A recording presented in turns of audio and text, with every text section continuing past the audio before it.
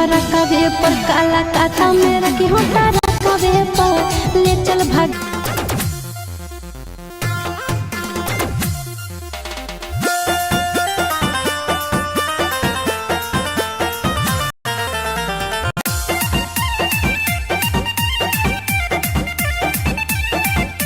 सुनो हनैया रजिया तोय करो है अपने मरजिया यहाँ जब लागो है।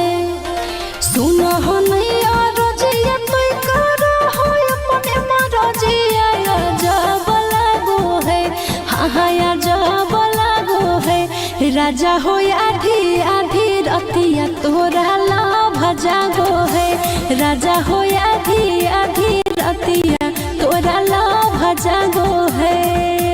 कहू को है कोयलिया जब तुही बोलो ही मीठी बोलिया तो गजब लागो है।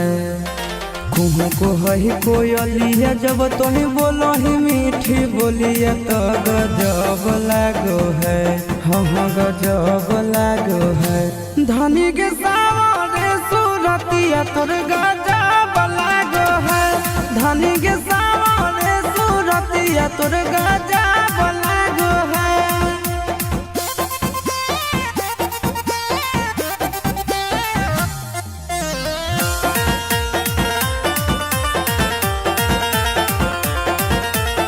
राजा के अपना तो हखी राजकुमारी गे गुस्सा में ना सैया जी के दे है कोई गारी गे।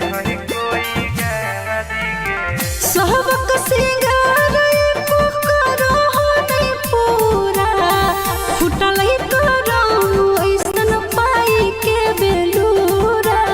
अपना सावरिया के हही आखी के पुतरिया सब दब लागो है। अपना सावरिया के हही आखी के पुतरिया सब दब लागो है। हाँ दब लागो है। धनी के सावरे सूरतिया तोर गजब लागो है।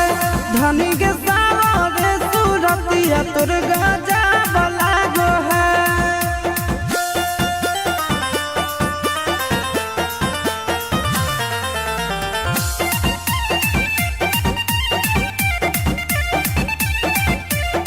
करबौ हम तोर सब पूरा जरूरत गे बनल हो मुडय भी कर दे मुहूर्त गे।